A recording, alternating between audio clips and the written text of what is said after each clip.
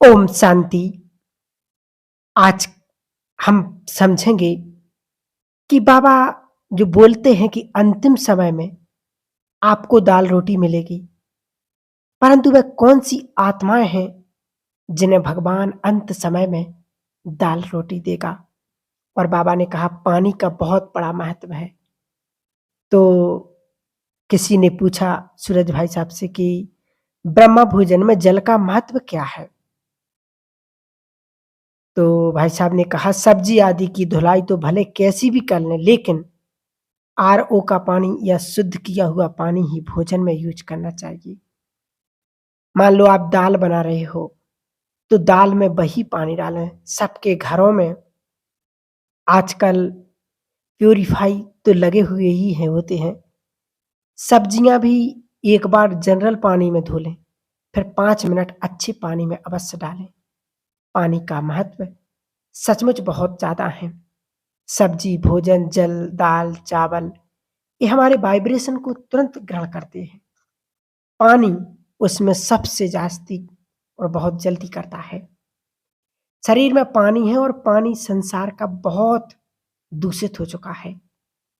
इसलिए अगर वैसा ऐसा पानी यूज किया जाएगा तो प्योरिटी इम्प्योरिटी की बात एक तरफ रही, शरीर को कई बीमारियां लग जाती हैं।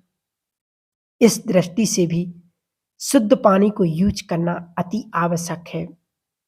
बाबा ने कहा जो पानी भोजन के लिए यूज करना है उसको किसी जग में रख लें, उसको दृष्टि देकर 7 बार संकल्प करें कि मैं परम पवित्र आत्मा हूं। फिर वो पानी यूज करते रहें। जैसे आटा बनाना है या दाल बनाना है, सब्जी में डालना है, चावल में डालना है, उसी पानी में। और ये अच्छा वाइब्रेशन दें। फिर पूछा भाई जी से कि भाई साहब कई गृहस्थ में रहने वाली अकेली ज्ञान में चलने वाली माताओं के लिए भोजन की धारणा चुनौतीपूर्वक होती है, तो वे क्या करें। तो कहा कुछ ऐसी बहनें और माताएं हैं जिनका समझाने का तरीका बहुत सुंदर है। हम अपनी बात किस तरह करते हैं उसके ऊपर निर्भर करता है।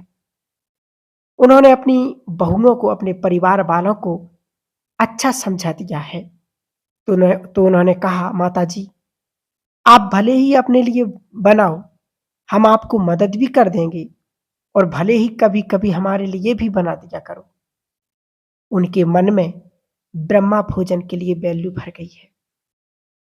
कोई कोई तो ऐसा करते हैं कि हम किसी के हाथ का भी नहीं खाएंगे। हाँ, तुम तो अपवित्र हो, हमारे भोजन को छूना भी नहीं। वहां परिवारों में समस्या होती है। हम क्यों पवित्र भोजन खाते हैं, क्यों अपने हाथ का खाते हैं। जितना अच्छा हम दूसरों को इस बारे में संतुष्ट करेंगे, सबको अपने पक्ष में लेंगे, तो अच्छी बात सभी को अच्छी जरूर लगती है। फिर पूछा कि भाई जी घरों में जो बच्चे पढ़े लिखे हैं, कई बार भी तर्क करते हैं कि बचपन में तो प्याज लहसुन हेल्दी है, ये कहकर खिलाते थे। अभी आप बोलते हैं कि ये हेल्दी नहीं है, नहीं खाओ, ऐसा क्यों। तो फिर भाई जी ने बताया अभी तो विज्ञान भी रिसर्च कर रहा है कि लहसुन प्याज को खाने से अनेक बीमारियां पैदा हो रही हैं। नहीं तो डॉक्टर कहते थे ये अनेक बीमारियों की दवाई है, अब डॉक्टर कह रहे कि इनसे बीमारियां पैदा हो रही हैं। ये वासनाओं को उत्तेजित करते हैं। इसलिए बाबा ने इनको मना किया है। अगर माताओं बहनों को ठीक समझाना आएगा तो वे बच्चों को संतुष्ट कर पाएंगी। फिर कहा भाई जी माताएं बहनें घर में इसे किस प्रकार बता सकती हैं। तो कहा कि वे माताएं बताएं कि आप बड़े हो गए, इन चीजों से आपकी बुद्धि पर नकारात्मक प्रभाव आएगा। आपकी बुद्धि को हमें दिव्य और श्रेष्ठ बनाना है, केवल तेज बुद्धि नहीं। इसके लिए इनका त्याग जरूरी है। यदि वे कहते हैं कि फलाने फलाने लहसुन प्याज खाते हैं, वे बड़ी तेज बुद्धि रखते हैं, तो आपको बताना है कि बुद्धि को दिव्य बनाना है ताकि मन में सुंदर विचार उठें और जीवन बहुत सुंदर चले।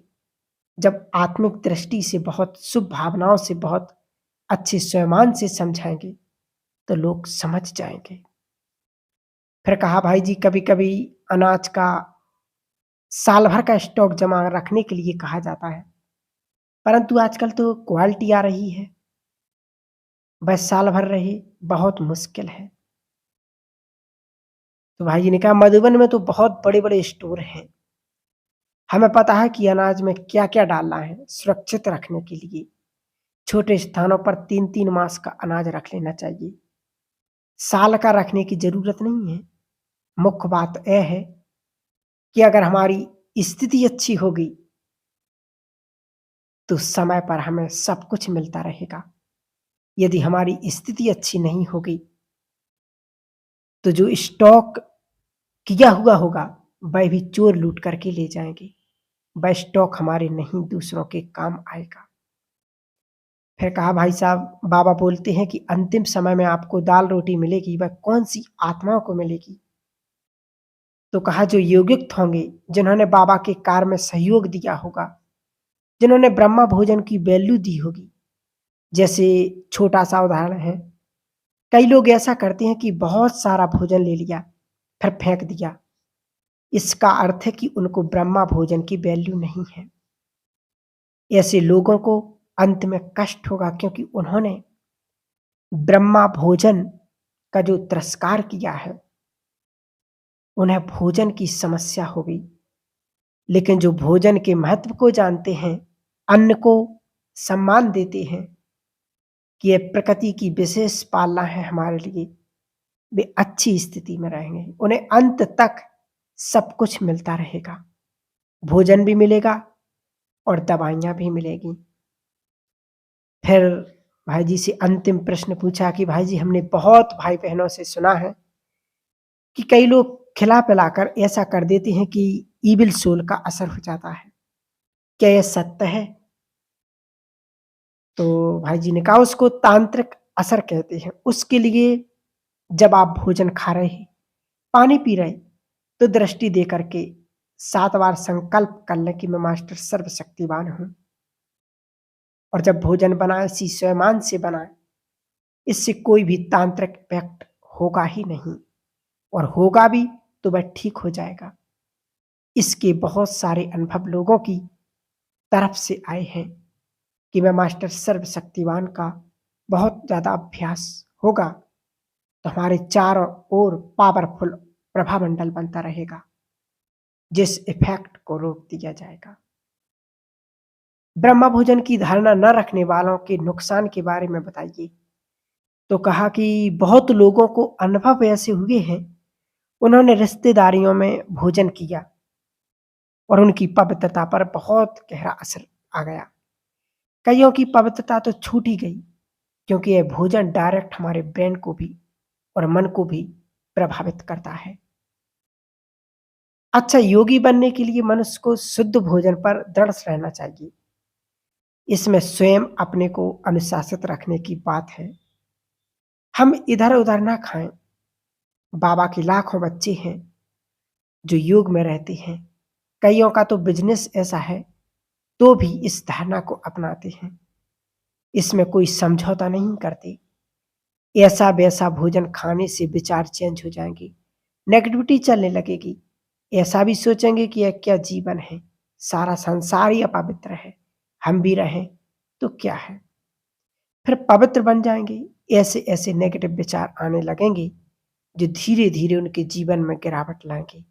मूल रूप से उनके विचारों पर इफेक्ट आएगा, कईयों पर यह असर आएगा कि उनके दबे हुए संस्कार ऊपर आ जाएंगे।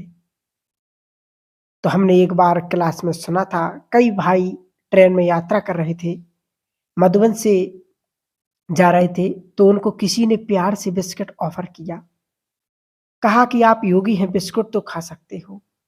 उस भाई ने प्रभाव में आकर के वह बिस्कुट खा लिया और बेहोश हो गया। फिर अजमेर में जाके उठा तो देखा उसका सारा सामान गायब हो चुका था। आजकल चोरों का यह मुख्य धंधा हो गया है, वे कुछ खिला पिलाकर चोरी करते हैं। चोर यह जानता है कि बात बहुत प्यार से करनी चाहिए। इसलिए ट्रेन में, शादी में, खाने के मामले में मनुष्य को समझदारी से चलना चाहिए। इसमें किसी के प्यार को नहीं देखना चाहिए। कोई हमको सम्मान दे रहा, हमारी महिमा कर रहा, हमें अपने फ़ेवर में ले रहा, फ़ेवर में क्या कंट्रोल में है, ले रहा है। फिर कुछ भी खिलाता है तो नुकसान होते हैं। इसलिए खाना नहीं, अगर बहुत पहचान का हो और आप ना नहीं कर पा रहे हो, तो दृष्टि देकर 3 बार संकल्प अवश्य कर लें कि मैं मास्टर सर्वशक्तिवान हूँ। फिर भी उसमें कुछ मिला दिया होगा तो असर होगा, संभव है।